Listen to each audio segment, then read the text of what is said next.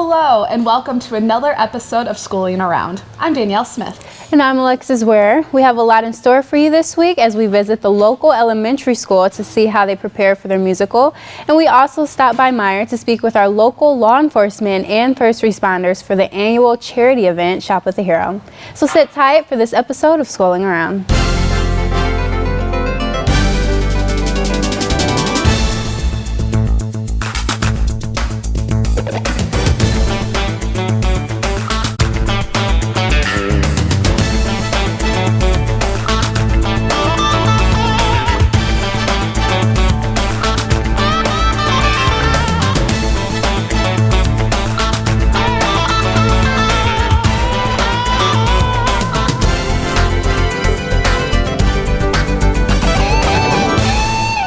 A few weeks back, I had the opportunity to visit Mrs. Mueller and the second graders at Clear Lake Elementary as they prepared for the class musical. There's a lot of prep work that goes into these musicals before they're performed for the public. Take a look. Hello everyone, I am here at Clear Lake Elementary with Miss Mueller here and all of her second graders. Can you guys say hi? Hi! We are here as they prepare their second grade play, and what's it called? Elflandia! We are so excited that they let us come in here and get a sneak peek of everything that they do in preparation for the performance. So let's go ahead and check it out.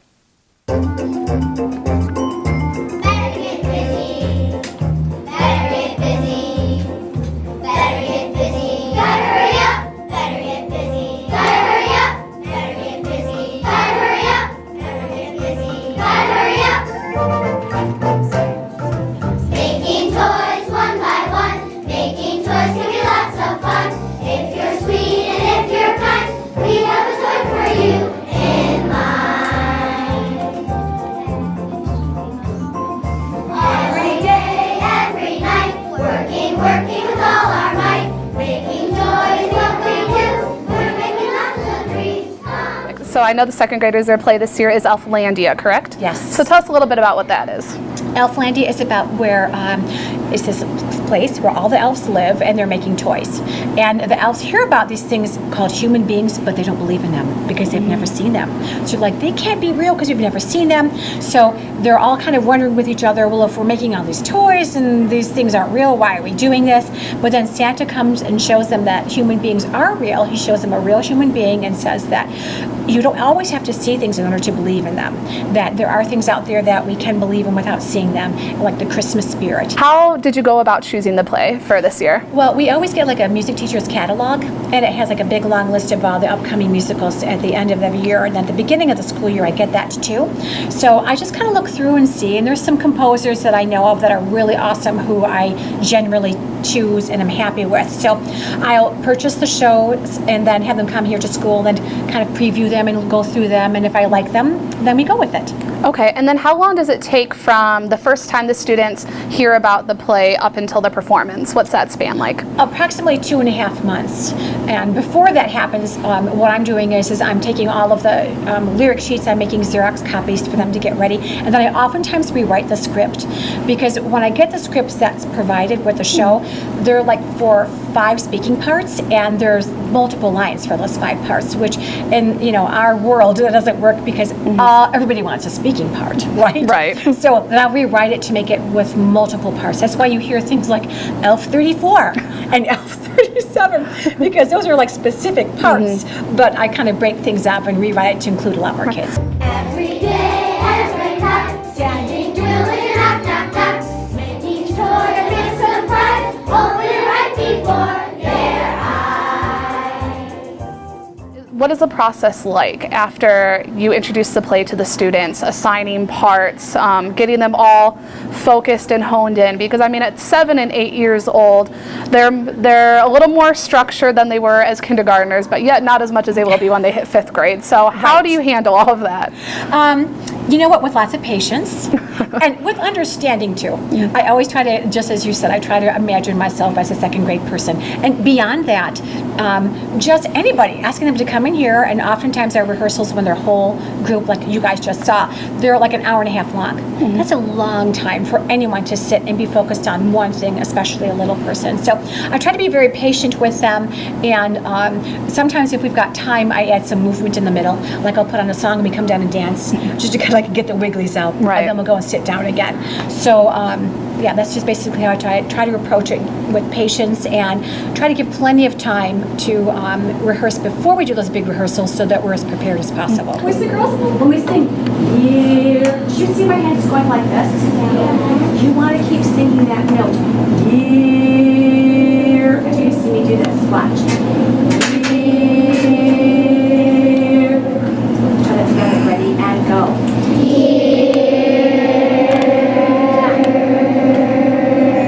Try it again. Maybe tricky. Watch.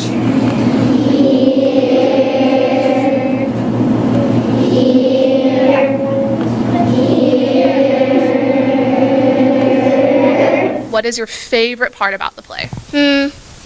Well, everything, pretty much. Like, all of it's just my favorite part. Like, it's so fun being out there and singing along. It's just really fun to do. Do you have a favorite song that you guys are singing? No, all of them are my favorite. All of them are your favorite. What is one thing you're excited for your parents to see when they come to the show? Just all me and all my friends singing together in a concert, really. I want an Elfie selfie. An Elfie selfie. Let's all get together like two. I want an Elfie selfie. An Elfie selfie. I want to take an Elfie selfie with you.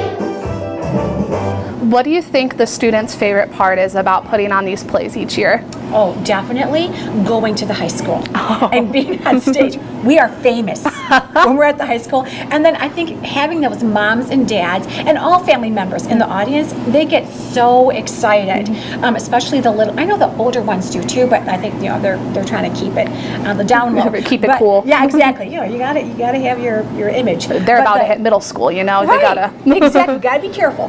But the little ones, they're excited and they're waving, and the parents are waving back, and they're just so excited to go up there. And I think it's an awesome lesson for them to be able to go up there and really realize what it's like, all the work that goes into it. And then when it comes to fruition, there's a great payoff of everybody listening, and you do a really, really nice job. And how do you go about assigning speaking roles for these plays? I know you said you rewrite the scripts a lot to add as much dialogue as you can for the students. Right. But of course, not everyone is going to wind up with a speaking part. So how do you go about that?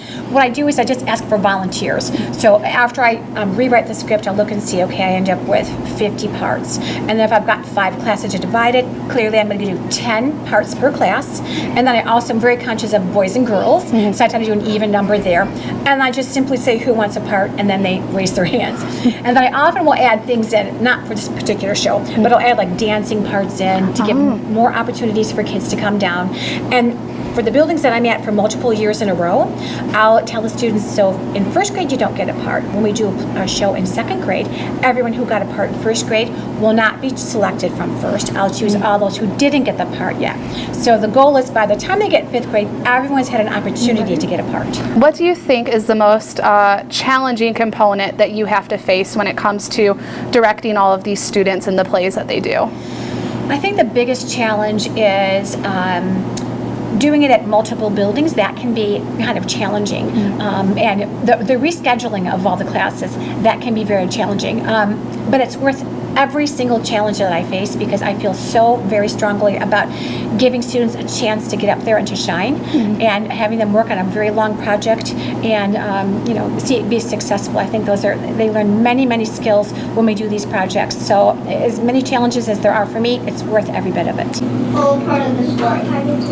All part of the story. All a part of the story. Henry, do you have a character here in the play? Yes, I'm an elf. Are you excited to be an elf? Do you have any speaking parts? Yep.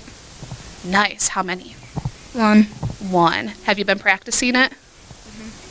Yeah, that's so exciting. Now, do you like to sing the songs that are part of the play?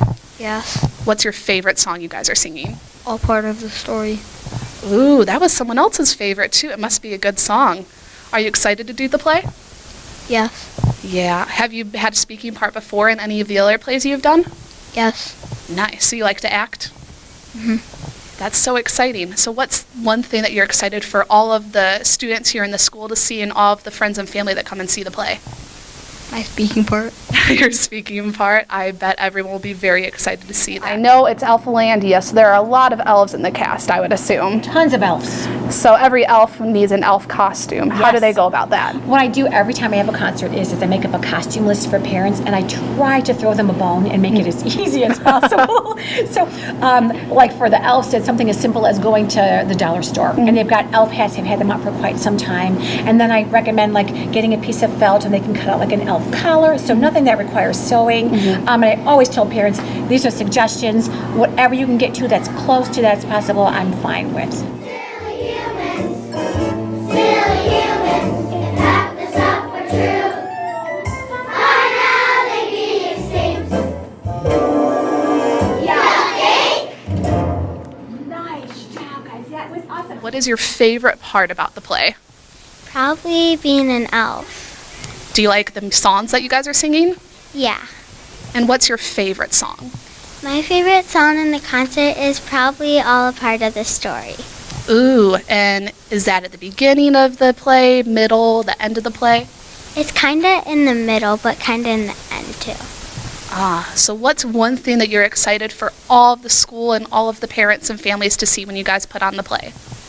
On what Christmas is all about. We believe in our hearts, we know it's true. Happiness can happen if we let it shine through. People helping people on a night that's crystal clear.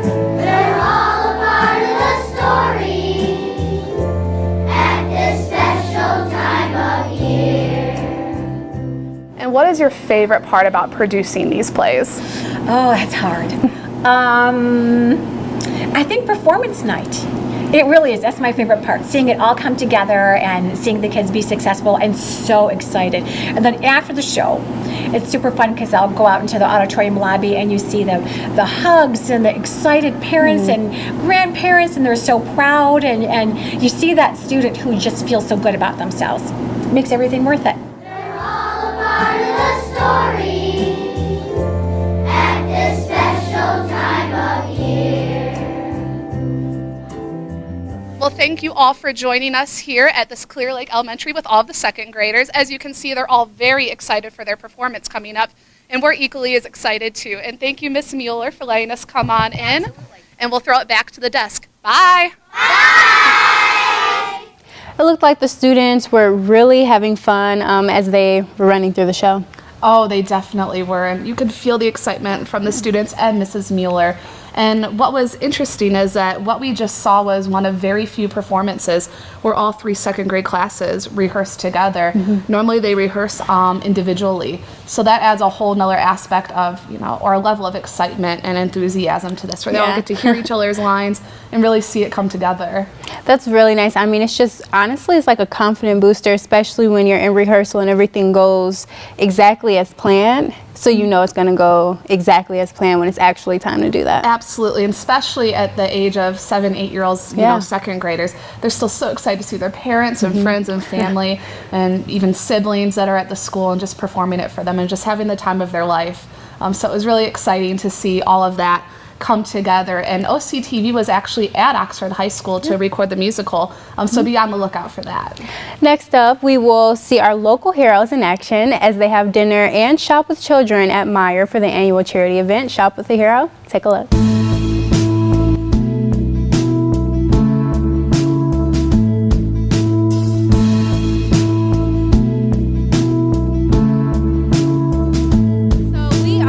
Myers for the Cops for a Cause / Shop with the Hero today. It is extremely cold. I did not think it was going to snow today. But as you can see, the firefighters are already here. We're just waiting on a few more cops to show up, and we're going to head inside and begin this dinner.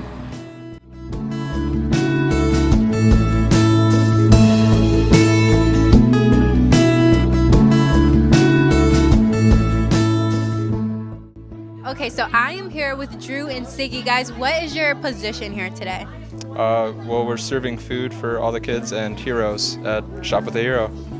And it looks like a lot of delicious food. Where is this hosted by? From the tavern. Okay. And is this something that you guys do every year? Yeah, it's every year around this time. It's just a really good time. Okay, and is it something that both of you always do? Yeah, we've been doing it for the past like 2 or 3 years, something like that. So, I mean, once we got asked to do it, we were like, yeah, and then we come back every year. Awesome. Now, how do people volunteer for this in the future, maybe next year? Well, I know his mom, so You want to get in contact with the RAA of Oxford Meyer, Lisa Hayduck. Awesome. And now, what do you guys do after everything is, I guess, served? Do you go and help the kids pick out toys as well? Or? No, that's all with, they do all of the shopping with just the heroes, so they'll all go out to the store and the floor and then do all the shopping from there. We just stay back here and clean up everything. Okay. So what's your favorite part about hosting Shop with the Hero? I have some friends, who are police officers, EMT, stuff like that, and you get to see some familiar faces come through. Greg Glover, a couple of those guys. It's really cool to see them. Okay, and for you? I think it's really cool being able to help out the community and help out kids in need who, wouldn't be able to get this kind of Christmas or food without, the help of the heroes. All right, well, thanks, guys. Thanks for talking to me. How does it feel to be a part of this? It is amazing. Meyer always gives back to the community anyway, but with the Shop with a Hero, they always give back to the kids and the family, and it gives the police officers and firefighters and paramedics a chance to come to the community with children in a nice atmosphere, in a calm atmosphere, with something that isn't always chaotic. And they come and they eat and they shop and it's fun and it's festive at the holidays, and they just get to relax and enjoy a good time with all of us and eat. And eat, obviously, and eat. It looks all really good. And then what does it mean to you to volunteer for an event like this? To be able to give back. I've tried my hardest to give back since I graduated high school, because that's what it's about. So it's pay it forward. And it's just one more way to pay it forward. And it's easy. I mean, it's put a smile on somebody's face. These kids walk in, you wish them a Merry Christmas and give them macaroni and cheese. Who can resist? Like, the smiles are endless. Now, what is your favorite part about doing this event? This is my first year, so I've just kind of been soaking up all of it. The kids coming in, watching them conversate with their hero. Like, the heroes don't just come in and sit here. They're actually talking to these kids, getting to know them in the half hour that they sit in here and eat their meal together. They actually, they talk about their families and about school and what they're doing in activities. And it's kind of neat to see them talk to the kids and build trust with them, because that helps too. And for you? I think my favorite part is the fact that the children aren't shopping for themselves. They are more shopping for someone else in their family. And it's not about shopping for things. They're shopping for socks or clothing or, something like that. The things that we take for granted. And they're happy to do that. They're so excited about a warm pair of gloves or something like that. And it really makes you take a step back at things that you and I take for granted. Now, what is it like for you from an officer's perspective to be able to give so much back to these little kids? First of all, I'm 48 and a half. It's a lot of fun. I mean, the joy that it brings to the kids, and gives us an opportunity to get out in the community and be with with the kids in our community, and it gives us an opportunity to mentor some of them, and it's just a lot of fun. All right, so Dakota, what is your favorite part about doing Shop with the Hero? I just love getting to see the kids get what they want for Christmas, I love getting to give kids things that they get to pick out and that they're really going to enjoy. Like my man Cassius here, he got himself a vacuum cleaner and he's so excited about it. It's awesome. And what year is this for you? This is my third year with the Oxford Fire Department. Okay, and is it typically the same or is it always different? Shop with the Heroes usually goes about the same way, and which is a good thing, really, because this year we had a bit of a boon. We had good collections and stuff, so we got to get a little extra for the families going on this year. Okay. All right, so Hunter, what do you have in the basket so far? A lot of toys. What kind of toys? What's your favorite one in the basket?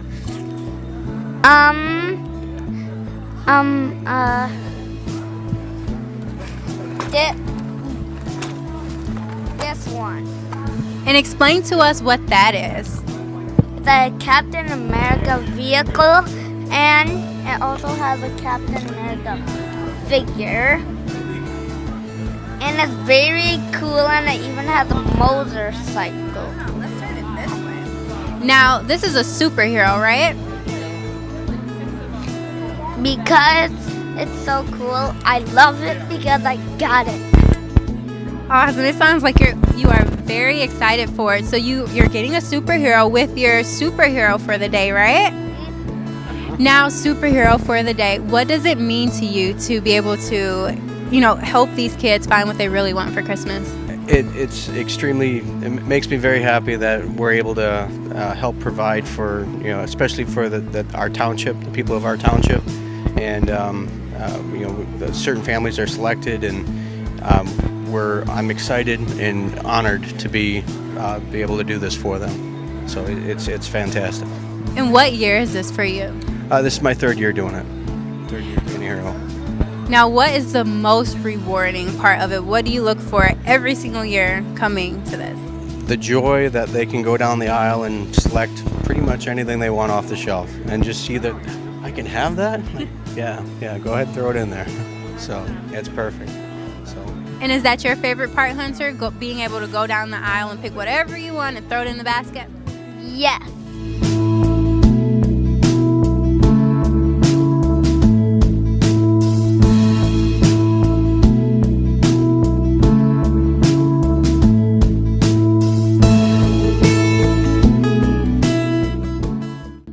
All right, so what does it mean to you to be a hero for someone today? I enjoy it. It's great to be able to mingle with the kids from schools and local community. It's absolutely a great opportunity to get out and do public policing. And what year is this for you? This is my third year doing this. I love it. I love it. And is it very similar to previous years, or is it always different? How does that usually go for you? It's different based on the age of the child, but yes. What's some common things that you usually see students or children pick up? The excitement in their faces when they're shopping. Yeah. What do they usually get? It varies. Some kids, the younger kids, get toys. This is the first time I ever had a teenager who got clothes, so it was kind of, had to push the buggy like as if they're, shopping. So it's fun. And then how old are you? 12. Okay. So what did you choose to get today? I chose to get coats, clothes, stuff for my family. Okay. And did you have a bucket list or a wish list coming in for today? Not really. No. It was just kind of whatever you saw that you thought would be useful? Yes. Awesome. And now, what is your favorite part about being here today? The shopping and being with someone that I have never been around in my life. So how did you find out about Shop with the Hero? Actually, a few years ago, my mom was the hero on this side. My mom used to be in the military. She's retired now. And so actually this year, she nominated me and my kids. Okay, so kids. So it's not just Carmen here today. I have a son named Angel here too. Angel, we interview Angel too. Yeah, he's mine. He was very interested in, what was it? I think it was Minecraft. Yeah. So what is Carmen interested in today? We see some baby dolls and a toy phone. Yes, she loves my cell phone to take selfies. So I figured we'd keep her occupied with her own cell phone. Can we see your phone, Carmen? What's going on there? To make a call. Push the button. Call grandma. Now, very important child. She gets a lot of fame, so we get a lot of fan calls coming in. So we're just gonna go ahead and let her, get her own, so that all that's taken care of. Popularity is a big thing yet. How old? A year and a half. They start early. They do. They start very early. So we've got the cell phone, we got the paparazzi. We're doing good. We're doing good. Now, besides the paparazzi, what is your favorite part about doing Shop with a Hero? Oh, I think anytime we get a chance to actually do something for families and for kids who don't have what a lot of others have, it's always a great thing for them. Brings us closer to the community. Kids get to play with the police and the fire and all that other good stuff. So I think it's just a really, really nice thing around the holidays. Now, how does it feel to be a part of an event like this? It's always a great time of year, the holiday feelings, and everybody's trying to give a little back, even if they don't have it to give. Everybody's opened up their doors and their hearts and gets the guys out and gets their mind off of helps the officers by the converse. Gets their mind off of work and whatever else might be on their mind. Yes, gives them a break. You have to see the kids running around smiling. And I didn't know it was as many departments as it is here today. So it's the Village of Oxford Police, obviously, and then who else? And you have the Oakland County Sheriff's Department from the Oxford Sub, Oxford Fire, looks like Brandon Fire. And where do you usually pick the children from? How does that usually go? People usually nominate them. We put it out on our website and in the paper. And people nominate families, people they think are worthy of, or that they know are in need of a little extra this year. So. And for next year, how can families get in contact with you guys to possibly nominate some different families next year?